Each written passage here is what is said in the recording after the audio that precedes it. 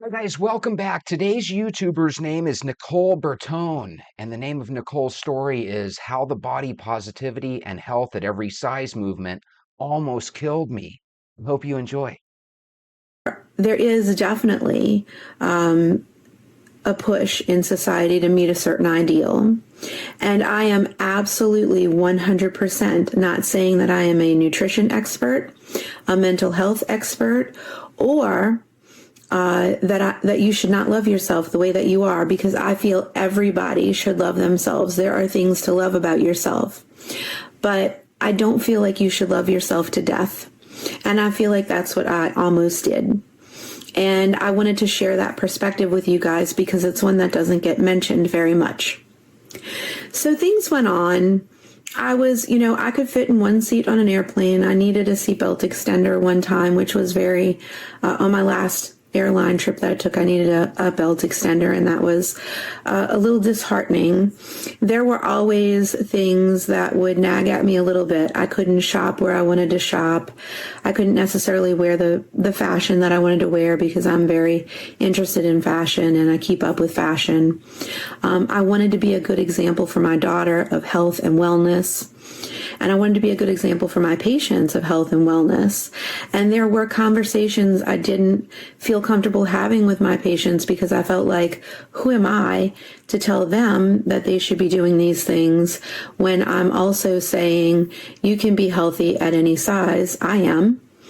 And you can love yourself exactly the way that you are without making changes. God, that's really interesting, right? So she's a nurse. It's her job to have, upfront conversations with her patients, right? And sometimes you got to tell a patient, you got to get your BMI to this level, or we got to work on your cholesterol this way. Otherwise, you're going to have to go on medication. Sometimes you have to have those conversations. How do you do that when you're part of a movement that's kind of against saying those types of things? Way down below, let me hear what your thoughts are. And my philosophy has changed a little bit through experience in that you can love yourself, absolutely. And you can love yourself so much that you want to give yourself the best. And that's really where I am right now. I love myself so much that I want to give myself the opportunity to have a long life and to be around for everybody. And so I feel like this perspective isn't brought up a lot because a lot of the more vocal people are a little bit shy of my age range, and they haven't gotten to the point yet where serious things could happen. And so I went along feeling like I was healthy at my size, or as healthy as I could be for my size. And everything was gym dandy until one day I went to the hospital, not to work, but to do computer modules. Thank goodness I wasn't, even if I had been in my unit in the ER, they would have been able to tend to me quickly. But thank goodness I was in the hospital building, because with no history of cardiac problems, with no history in my family of cardiac problems, and with no symptoms that I can name, other than fatigue and some exercise intolerance that I thought was just because of age, I had a cardiac arrest. I had bystander CPR. I was a full code blue. I had to be whisked off to the ER like they do on TV with people pressing on my chest on a stretcher. I had a full code. I spent a few days in the ICU being therapeutically cooled, paralyzed by medication, and cooled and sedated so that they could keep me from having brain inflammation and give my body the best chance it had to heal. Wow, oh wow. I guess that's a pretty good reason to change your mind when it comes to body positivity, right? She's barely in her early 50s. She's lucky enough to have this cardiac arrest in an area where they can whisk her off immediately and get her the attention she needed.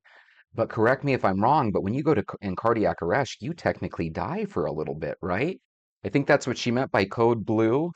So that's very, very scary. Again, if you've had any of these situations in your life, or if a loved one has experienced any of this stuff, let us know down below. It sounds to me like we're very lucky that Nurse Nicole here is still here with us to share this story. I had fractures in my sternum from my very effective CPR, which I'm grateful for. I was intubated. I had the whole 9 yards.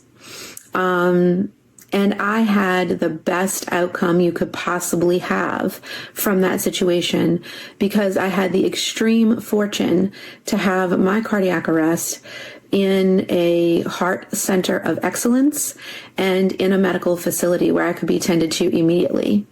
Not everyone has that benefit.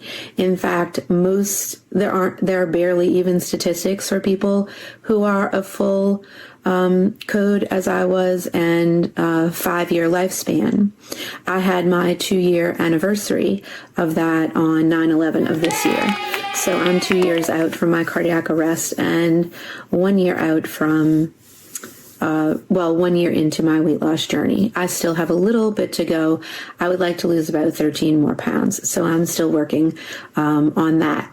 But the main point of it, the main gist of it was I bought in to that health at any size, and I thought that I was healthy, and there was rhetoric to help me believe that I was healthy and to help me believe that I didn't need to change.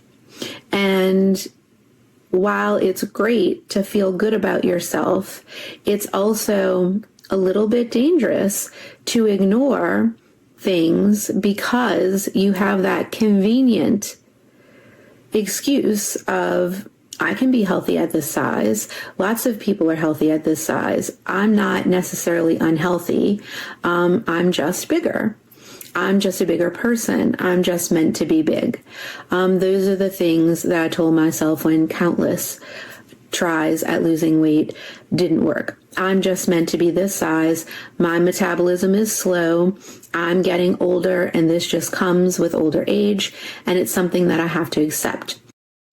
You know, if you die and you get a second chance right away, and all of a sudden you look as healthy as Nicole here looks, every day must literally feel like a vacation because you weren't supposed to be there. That's absolutely amazing. Listen, I don't know if you can tell, but this video here is half an hour, and obviously we're just going to take about 5 or 6 minutes of it. But there's so much more that I think you should listen to, so definitely go to Nicole's channel and subscribe. I'll link it in our description. On another note, guys, I want you to walk, and I've been asking you to walk, and a lot of you guys are waiting till after the summer, but I'm telling you, you're doing yourself a disservice, and no one is guaranteed tomorrow. I think Nicole would agree with that statement. So with that being said, go get your shoes. Let's go for a walk.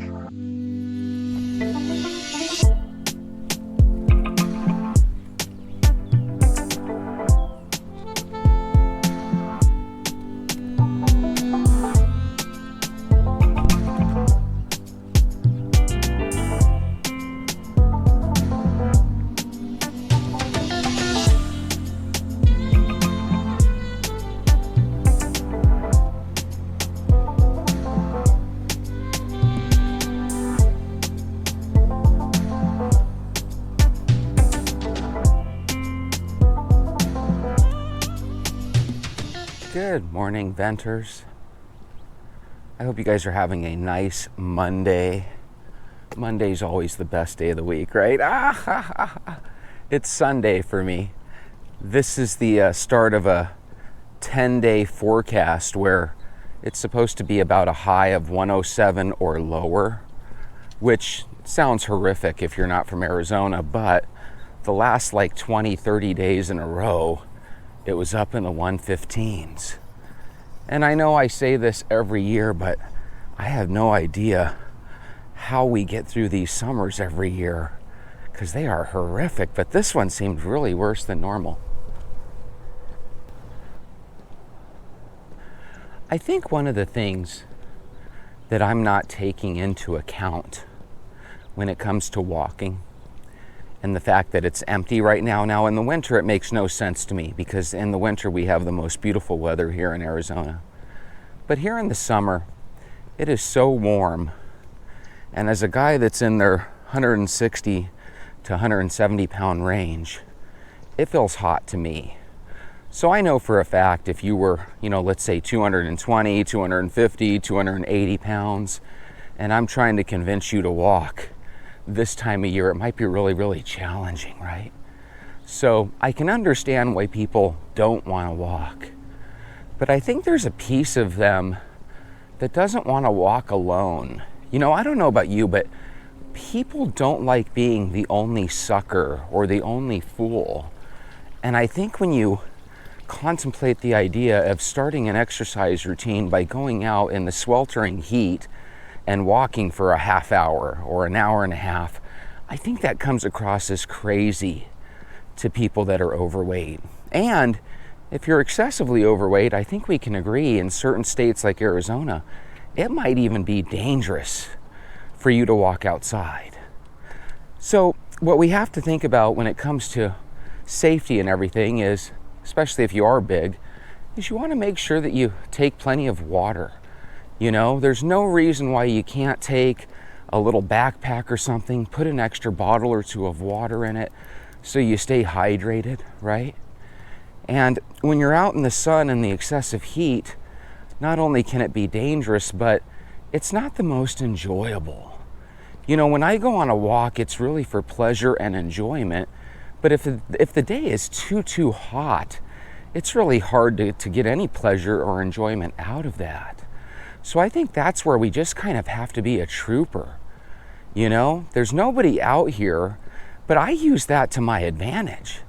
The reason people think walking doesn't do a darn thing when it comes to losing weight is because nobody's doing it. I've been going to the gym over the past, couple of months where I've been walking my second walk, later in the afternoon at the gym, or sometimes on the weekends I'll go there around 11 or 12 during the mid part of the day. And even at the gym, the people that are walking, I'm telling you guys, it's the same people each and every day. So those people are regulars. I don't see too many brand new people going in there and working out. And when I do, just like most gyms, it's short-lived. I see them once and then I never see them again. And I know that Planet Fitness in many cases is 24/7, so they technically could be going at any time, but usually people are creatures of habit. So I have a feeling that if you see them one time at noon and then you never see them again, it's probably because they're just like every other member of Planet Fitness, where they got a membership because they had good intentions, but they don't necessarily want to go. And if you're not going to the gym regularly, it's kind of like not even worth going, I don't think if you go to the gym once or twice a week, it has a big effect on your life. I think you have to go at least 3, 4, 5 times a week. And then on top of that, during the days that you're not there, even though you're not exercising, you still have to stay on top of your diet. Holy moly, there's not a cloud in the sky. It is warm today.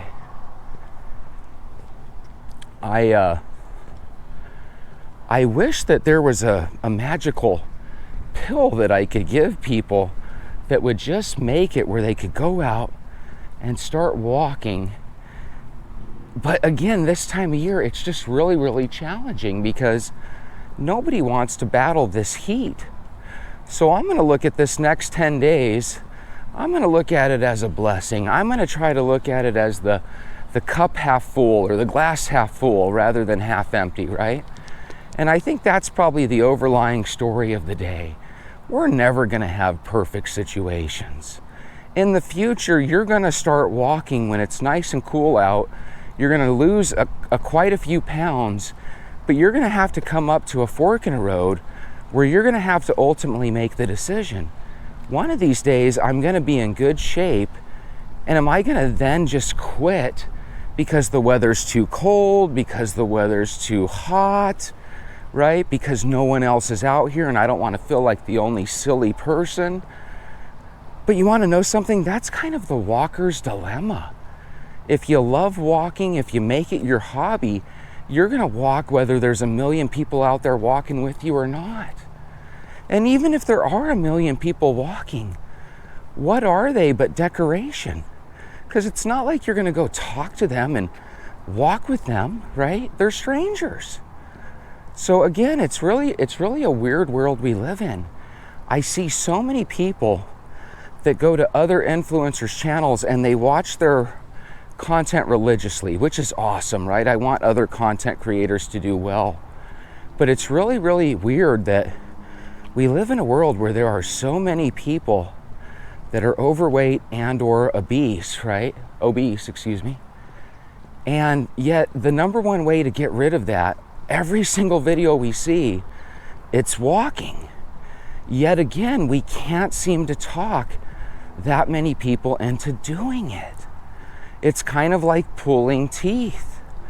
So I don't really know what to do when it comes to getting people en masse to walk. I can tell them to walk, I can tell them about the benefits, but because walking takes, 45, 60 days in a row before you see much, it's just really hard to motivate people that have never had success on any diet or exercise plan to go forward for those 60 days.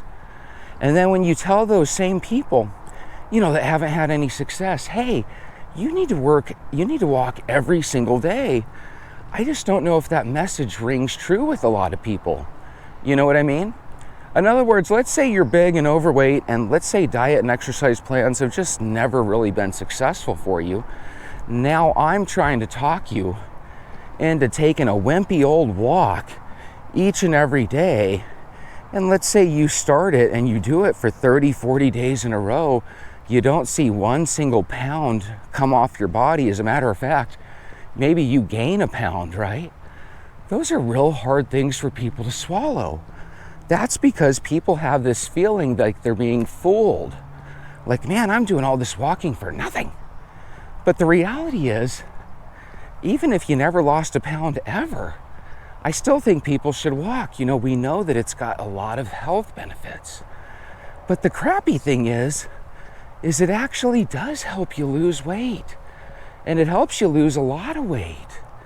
I just don't know the psychology of people that are really, really overweight. I don't know the magical words to tell you all. And I wish I had those magical words. I can tell you till you're blue in the face that you want to live a long time for your family and for your kids. And I think everyone in the world can agree that's a true statement. But for some reason, that doesn't necessarily motivate people.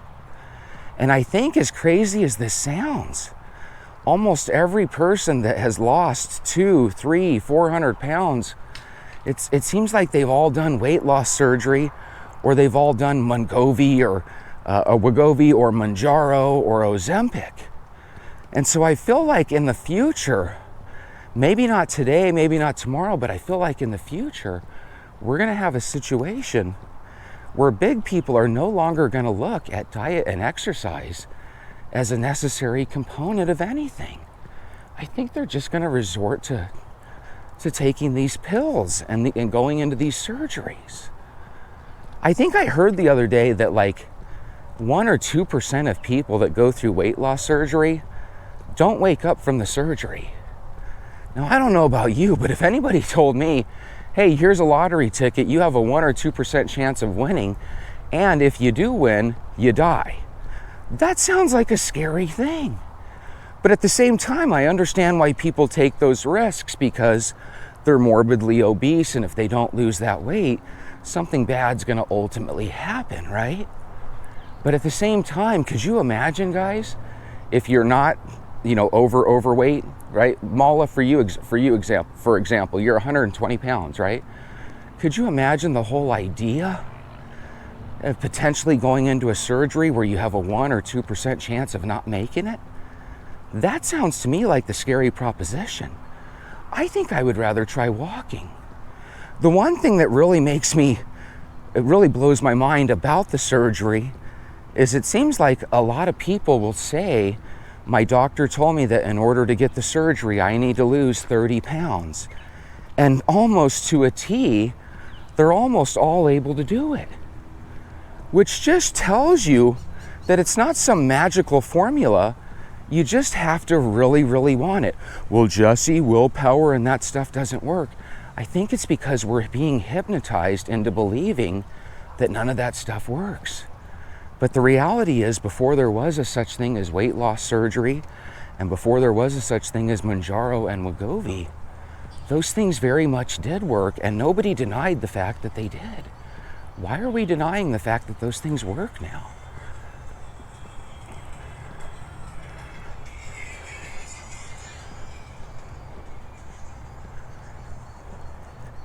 So I'm a little bit worried about the state of mind of people, because I'm starting to see a trend. All these Mounjaro and Wegovy commercials, they're all talking about, how people can lose 15% of their body weight. And let's be honest, when you're 300 pounds and somebody says, hey, taking this medication, you're going to be able to lose a solid 50 to 100 pounds, pretty much guaranteed. God, when you take somebody that's used to kind of taking the easy way out and you offer them that, I can kind of see how that's really appealing for people. And I don't mean to trigger you when I say the easy way out, because I think we can all agree, based on the videos that I've shared, that even when you go through the weight loss surgery, there's still a lot of hard work to be done. And even when you take Mounjaro and Wegovy, there's still a lot of hard work to be done. So it's not exactly the easy way out. But people nonetheless are looking at it as the primary way out. And there's something very scary about that. Because I'm telling you, even though all these medications seem great now, if you knew what I knew, if you did the intense looking for videos of people with side effects and stuff like I do, you're gonna notice a trend. People are losing their teeth. People are regaining the weight. This is an addictive medication, not from the standpoint of you get physically or mentally addicted to it. It's addictive from the standpoint of whenever you take in any medication and you take it away and it has a reverse effect, that's an addiction. Doctors are talking like, hey, this is a temporary thing. You can do this for X amount of time, get your weight under control. That's not true. When people get off this drug, they end up gaining back all the weight and then some. And if your insurance doesn't cover this drug costs $1,000 to $2,000 a month. Usually somewhere in the middle, $1,200, $1,300. I don't know any American that can just afford to pay that. I mean, other than some very affluent ones. So again, I don't really know why we can't really get into the mind of people that are overweight and kind of shake some sense into them. If you're gonna have to work your ass off and lose 20 or 30 pounds to qualify for the surgery, if you're gonna have to have insurance to cover your medications, and if you have a situation where if you don't get that medication, you're just gonna gain the weight back. Well, Jesse, at that point, I could exercise and take control. Maybe, but you're not willing to exercise and take control now without the surgery, without the medications. We gotta flip that script. It's interesting. I think the reason that people love New Year's resolutions is because it is a promise of the future, right? And then to watch a video like we did yesterday and find out that only 5 or 6% of people even carry on with their resolution beyond 3 or 4 months, what's that tell you? That tells you no wonder we wait till New Year's to start a resolution, and then we quit it by March or April. Why? Well, that makes sense to me, because May it starts to become hot weather outside. So doing something simple that makes sense, like taking a walk, becomes more challenging. That's probably why people quit. Because even if you look at this channel, we were really doing a lot of exciting things in March and April, but when you get to June, July, and August, like we're in now, all of a sudden you start to hear crickets. We have to get to a point where we don't fear the heat and we don't fear the cold. We have to get to the point where we fear the inevitable. And the inevitable is you're going to be in a really tough spot if your idea of getting well is a surgery and a pill. That has never in the history of man been a recipe for success. And I'd be willing to bet that every single surgeon that does weight loss surgery If their son or daughter needed the surgery, they would want to do it because that's their loved one, right? But I'd be willing to bet if you asked them, ideally, do you want your kids taking this surgery, or would you rather have them using willpower and getting through this without the surgery? I think if people were honest, I think even weight loss surgeons would say, I really hope my kids don't need this surgery. There's nothing fun about that surgery. And when people that are beautiful yet overweight start losing their teeth, and when I tell you I haven't saw 1 or 2 people that end up losing their teeth because of all the acidic acid reflux, it's hundreds of people. It's hundreds of people. There's one video where I have, and I forget the girl's name, I think her channel was Bariatric Fitness, and she was a red-haired gal. Her husband passed away. She did the bariatric surgery, right? She's lost all her teeth. She's still, to this day, overweight. She works out like crazy, okay? So she wants to make it work. She's not a quitter. But I think when you work out and you lift weights, it makes you more hungry. Who cares if it activates your cortisol? That's a temporary thing. People are acting like your cortisol gets activated and you're stuck with this forever. No, your body eventually does realize that you're not in a fight, and you do eventually lose weight. But there's a time period that you have to battle through to get there. And with walking, you guys know, it takes about 45 to 60 days. And if you're one of these unlucky people that struggles with losing weight, it might take you 5 or 6 months. But nobody on any of the videos we've seen, nobody has said, hey, I was walking every day, and after 6 years, I finally lost a pound. Yet people are avoiding walking as if that's what happens. Guys, if you don't have the patience to make it 4, 5, or 6 months before you start to see some massive weight loss, then do you really, really want this? I mean, seriously, I look at how fast the last 150 days have been. And do you guys realize I've been out here with a camera for basically 148 days in a row with you guys? How many people walked with me all 148 days? Probably a handful of us, right? And I'd be willing to bet that out of everybody that walked every single day, I'd be willing to bet everybody lost 15, 20, 30 pounds. It's the people that chose to walk 2 or 3 days a week that probably haven't lost anything. It's one of those weird things where it's all or not. If you go through your life and your walking routine and you think that you can walk 2 or 3 days a week and get some sort of benefit, the benefit's more mental at that point. Is it still worth doing? Yeah, I think it's really still worth doing. Get the mental benefits, because a lot of times if you can mentally become happy, it can motivate you to go to the gym and start lifting weights and stuff. Let's talk oatmeal. We're going into the final month.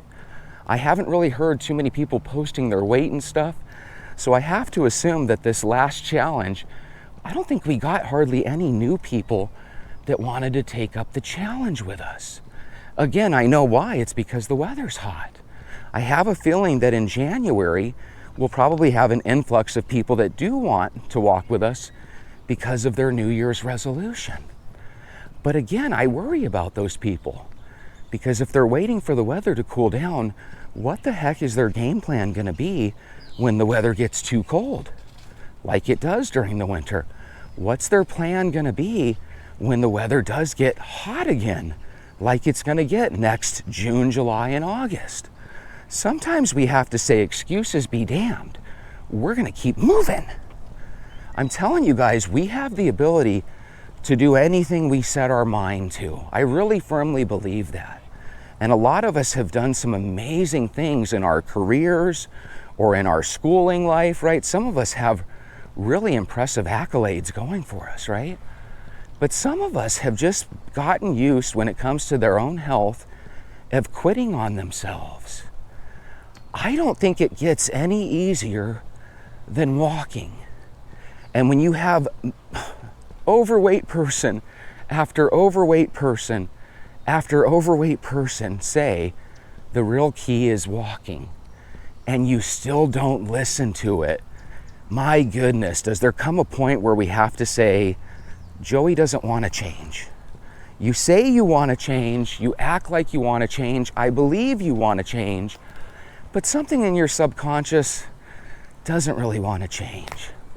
Maybe you have a safety, a feeling that when you're big and overweight, you don't think to ask out people of the opposite sex, or you don't think to go and try to find that person that maybe is going to be your dream partner, because inside of you, you've already shut yourself down. In other words, people, when I was younger, didn't have internet dating. You had to literally get the courage to walk up to people that were strangers if you liked them, and you had to ask them for their phone number. A lot of people that are overweight, they struggle with that, okay? Now, the way they get around that is they just don't date, or, maybe they go on online dating. But man, there was a point in my life where you had to actually have the guts. And same with you, Sean. Sean, you've been married for 25, 26 years. I have a feeling there was a time in your life where you had to gain the courage and ask your wife out for a date. And if she would have said no, that would have been devastating. But that doesn't mean you give up. Doesn't mean you stalk her. But you can make improvements, and then hopefully she sees your improvements, and hopefully she gives you a chance. In other words, a lot of people that are married, when you ask the husband or you ask the wife, was it love at first sight? A lot of times it wasn't. And a lot of times wives will even say, I declined and rejected my husband for the first 2 or 3 times he asked me out. We used to be troopers, Sean. We used to go in and it was like a war campaign. There was a chance you were going to get killed in the operation, right? And when I mean operation, I mean going out and trying to ask people out on dates. We live in a world now where there's no risk at all. I don't want to walk 30 or 60 days, Jesse, looking like a fool, looking like the fat, chunky person in my neighborhood, and then you're telling me I'm not going to lose a single pound? No, that's not what I'm saying at all. What I'm saying is you're going to lose a lot of weight between day 60 and day 100, but we have to get through day 60. And if we're going to get through day 60 before you start losing any weight, I'm not hiding anything from you. I'm telling you the plan of success. But I'm telling you, for some reason, overweight people don't want to take on that 60-day waiting period. They absolutely love that when they're on Mounjaro and Wegovy, they love the story of losing 15 pounds in a week or 2. Something is romantic about that story for people. And we can say till we're blue in the face, Jesse, you don't know the psychological makeup of these people. Yes, I do. There's a lot of fear, there's a lot of apprehension, there's a lot of people that are tired of disappointment, so they want to do something that works. But what they don't have is the ability to look into the future. And when you look into the future and you start to see that people lose their teeth and that people end up gaining the weight back, and oh, by the way, this medication is expensive, so now I have a situation where if my insurance at my job covers it, and all of a sudden I have to work with Dale and Karen, you might end up being miserable in the job, but have no ability to quit your job because you're not going to be able to afford a COBRA plan or to afford your insurance without that job, afford your medication without that job. And every single person that gets off that medication, almost to a T, ends up gaining the weight back. It has a real effect on your stomach. And those medications literally equate to food in your stomach that is spoiling and rotting. So do we know what that medication's going to do 10, 15, 20 years from now to all these millions of people that are jumping into it? Even the doctors will tell you we don't really know. Now, they do have some data from people that have been taking these medications, because they have insulin resistance and because they have diabetes or whatever the case might be. But now we have people that don't have diabetes and they're using it to lose weight. And I'm telling you, I have a funny feeling that in the next 10 or 15 years, the need for dentures and implants is going to go sky high. So you're going to start seeing implant commercials going through the roof. As a matter of fact, if I was a dentist or an orthodontist, I would probably be getting ready to make some extra money in the next decade. You're going to be replacing people's teeth left and right. And oh, by the way, if I was 300, 400, 500 pounds, I would not let the fear of losing my teeth stop me from a surgery or a pill or a medication. If it came down to living, I'll live without my teeth. But my goodness, why do we get to that point? Let's start walking now. Let's get motivated now. If your parents or your family members are struggling, call them and tell them, man, you really need to start walking. It's too hot out. Well, you know what? You're going to go into a surgery where you have a 1 or 2% chance of not making it. I would rather go with the walk. Take a bottle of water. Wake up a little early. Wait till the evening when the sun goes out. You got to be able to walk. And if you don't want to walk by yourself, I'll walk with you. Anyway, have a wonderful day. Stay positive.